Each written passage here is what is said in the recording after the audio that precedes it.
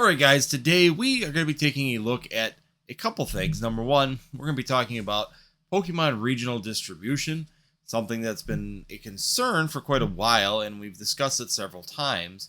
And what is actually happening here, and what could actually be happening in that situation? Is it going on? Is it something that has validity?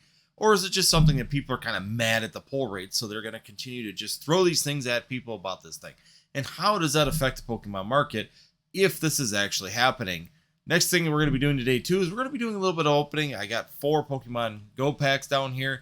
Once again, I like to bring in the openings. It's fun to do these things. It's fun to have that enjoyment.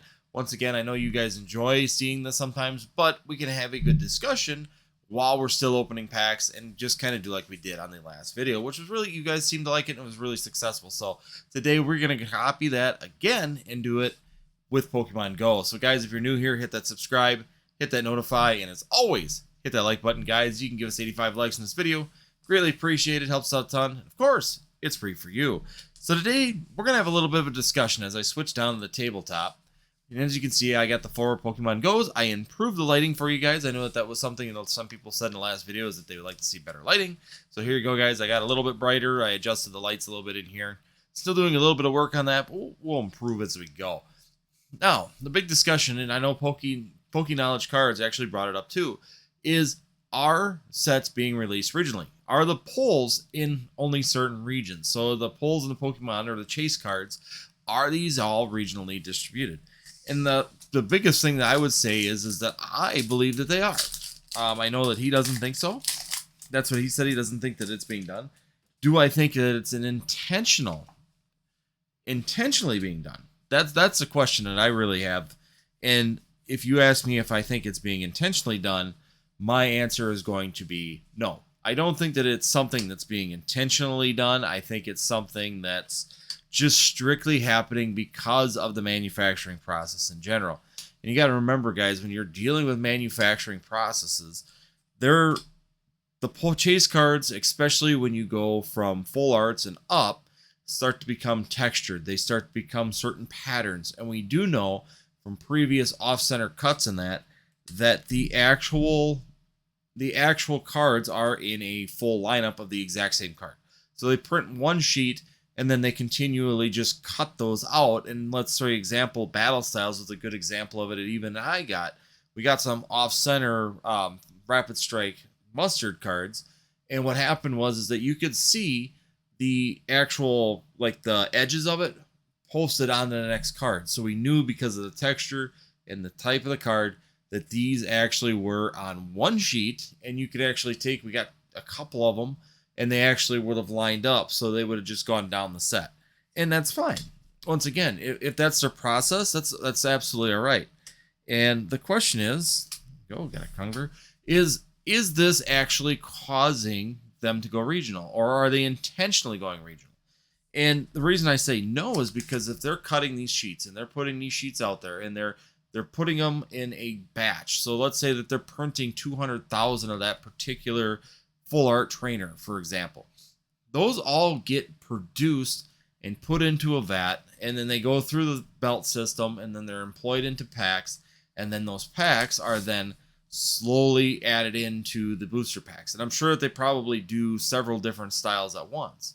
But what happens is that these go down the assembly line, and as they're produced, they produce a lot of those at once. And I don't think they're doing a full mix, because let's be honest with you, if you work in big production systems, and if you're around a lot of big production, you realize pretty quickly that randomization is not as easy as you think when it comes down to it. And I've learned this from experience from manufacturing in general, is that we see a lot of times, even some companies want a certain amount of reduced errors. So sometimes you will split the errors or the ones that are on the low side grading into multiple vats or multiple things. And what ends up happening is they all end up congregating in one. It's just the process of how everything goes. Now, what's the reasoning? There we go. Got a Ditto card on that one. Sweet. And a Charizard. So there we go. Now, I have not done this, but we'll get to that one at the end. So what happens is that you try and split these up. And the problem is trying to randomize these cards or products is very difficult. What happens is they all seem to congregate together. And what I think is happening more than anything else right now when it comes down to these products and why they seem regional is because it comes down to the shipping and the production lines. The production lines produce all these products, and these products go through the line, and then they go into a storage or they go into a warehouse at the printing facility. And as these products back up and they start to get to the release point of these sets, what do they start to do? They start to throw them on trucks. Now, what happens is that, let's say the truck for the Northwest region comes first, and the first thing that they produced was going to be, let's just say in the newest set was going to be that Aerodactyl alternate art. Then that particular card gets put in all the first shipments. So thus, it seems like it's regional. Next one comes down, the next alternate art comes down, and it's a little bit further back. So the second truck comes and picks it up, and that goes to distribution in the Southwest, and vice versa. They just keep switching back and forth for where they go, and it's not the same every time, and we've seen that. So an example of that is in Brilliant Stars. Pokemart USA and myself both discussed that several times. Is what we saw is he pulled Whimsicott. I think he said a total of like 7 times. The Rainbow Rare Whimsicott V-Star, he pulled 7 times on his end. And it's been a little while, but I do know it was right around that 6 or 7. While here, and he's in the Pacific Northwest at the time. Now I'm in the Midwest, and what did I see? I pulled RCSVs, or V-Star Rainbow Rares here. I pulled 6 of them.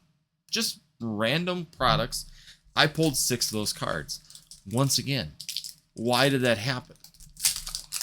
The interesting thing is that's where I say it's all in the shipping and it's all in luck. I do know that I had a friend that was over on the East Coast and he was getting Shamans, but he didn't get Charizards. I didn't get Charizards. I got a Charizard, the ones that I've pulled out of the box breaks and out of the giveaway. Both of those boxes came from Arizona.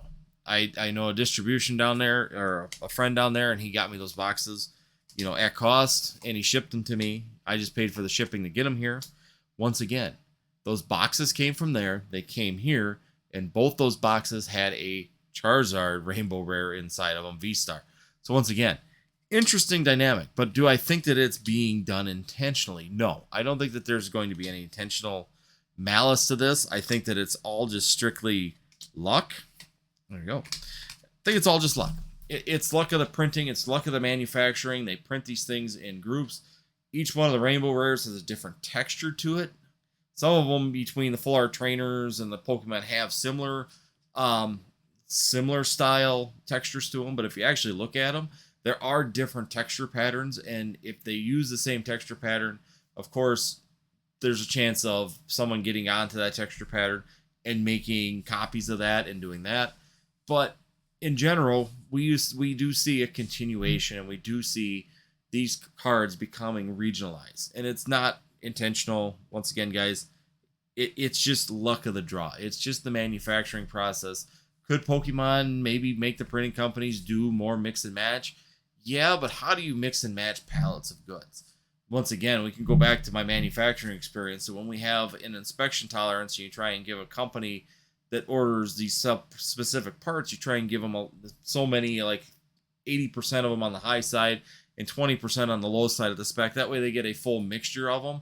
But what we end up seeing quite a bit in that situation is that the companies went up with 50-50, or whoever was closer to the part where we were going to the low end of the spec, those companies ended up with a lot more of those parts that were at the very low end of the spec because of the manufacturing process. And when you get so many of them, you just can't randomize it so well. Moving pallets around to do so, from the first Rainbow Rares that are released to the last Rainbow Rares that are released, and vice versa, is just incredibly difficult in the factory setting. So I think that's exactly what's happening, and what we will continue to see in the Pokemon TCG when it comes to these releases is we might see these big pull cards being kind of regionalized, where the Pacific Northwest will get one, the Southwest will get another, the Midwest will get a different style, and same thing with the Full Art Trainers. Here we had an abundance of Kindler from Brilliant Stars. I pulled 4 of those also, and I've given 2 of them away, and I've sold one, and I've got one for my set. But it's another one of those Full Art Trainers that we've got a ton of them. And I think, once again, it just comes down to the fact that it's a regional deal, and that's exactly why we are seeing what we're seeing. So, once again, no malice. I don't think it's intentional. But let's have some fun here real quick, guys, and let's see what this looks like. I have not peeled one of these yet, so here we go. We have got the Ditto. That's actually cool. So that's a really cool system. Look at how badly centered that is. Can I put the top back on? Because I think the sticker, no, the sticker was just as bad. So, but yeah, I mean, that's really cool that they do that. It's an interesting take on the Pokemon. I wish the Pokemon Go would have done it on the original Pokemon that were Dittos in the Pokemon Go. I think that would have been a really cool twist to it. So, once again, guys, I don't think this is balanced. I don't think that there's any mean or wrong intent in this. I just think this is manufacturing in general. I think Pokemon is gotten worse at it just because the amount of product that they're producing now compared to what they were doing back in, even 2019 or 18. I don't think you saw this as much on those low production runs because it was easier then to sit there and mix and match and move things around inside of these. And the other part is, too, that you got to remember is that they're using multiple printing facilities, or they were, and I don't know if they still are now that they bought Millennium Printing Group, but I do know that they were using multiple printing facilities. Each one of those printing facilities, I'm sure, focused on certain Rainbow Rares and certain Full Arts and certain cards when they were printing, and they built these booster boxes, these booster packs, however they're assembled. And of course, once again, they got shipped out all together in one group to distribution, and thus you were seeing like this condensing of these certain types of Pokemons in certain regions. And it may never fix itself. Let's be honest. If they find a way to fix it, I'd be amazed. The only way that they could do it is they went back to like WotC era, where they made print sheets with all the different hollows on one print sheet, or all the different Full Arts, or all the different Rainbow Rares on one sheet, and they cut them all at once, and then they all randomly dropped into it. But we do know from cards that are out there and from what we've seen in previous Full Arts and beyond is that we are seeing that they are producing the exact same sheet with all of them on it at some point, and then they're cutting them off, and they're all the same card at one time.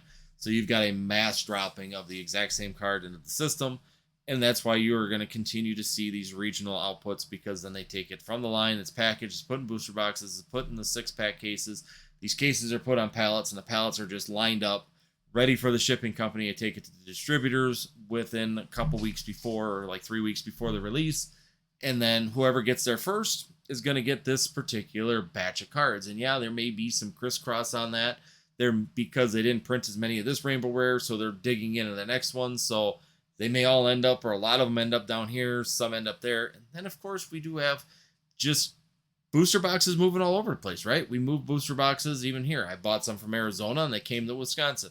Someone buys some from New York, they go to California. Some people buy them from the Pacific Northwest, and then that Rainbow Rare is also mixing and mingling. But once again, with the volume of opening of cards and with the amount of people after these chase cards, I think that this is going to be a concern.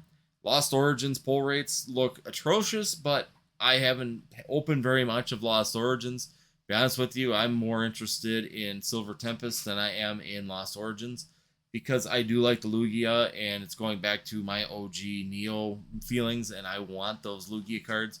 So I am saving my funds and saving my money for that particular set when it comes out. I think that there's some great opportunity coming up in that last set of the Sword and Shield era, and I think this is going to be the last one, and then we will be moving in to, of course, Scarlet and Violet. So once again, guys, hopefully this was fun for you. Hopefully opening some Pokemon cards, and it was awesome to get that Ditto.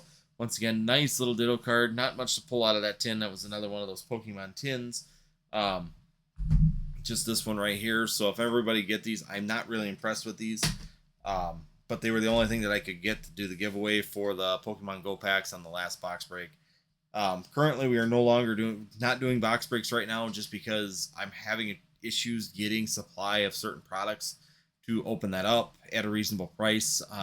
With the price fluctuations in some of these sets and lower print runs on them, like Brilliant Stars and Evolving Skies, which are two sets that people really want to open, I'm just not seeing a reasoning to be doing it if I can't get those at reasonable prices, because I don't feel like charging people $5 to $6 a pack to be hopefully finding a alternate art in those sets or a trainer gallery card. So once again, guys, hopefully it's some good information. Hopefully this gives you some food for thought. And like I said, I'm not saying PK is wrong. I don't think he's wrong by saying that, this isn't a regional thing and that it's not intended that way, because I do not think it's intended that way.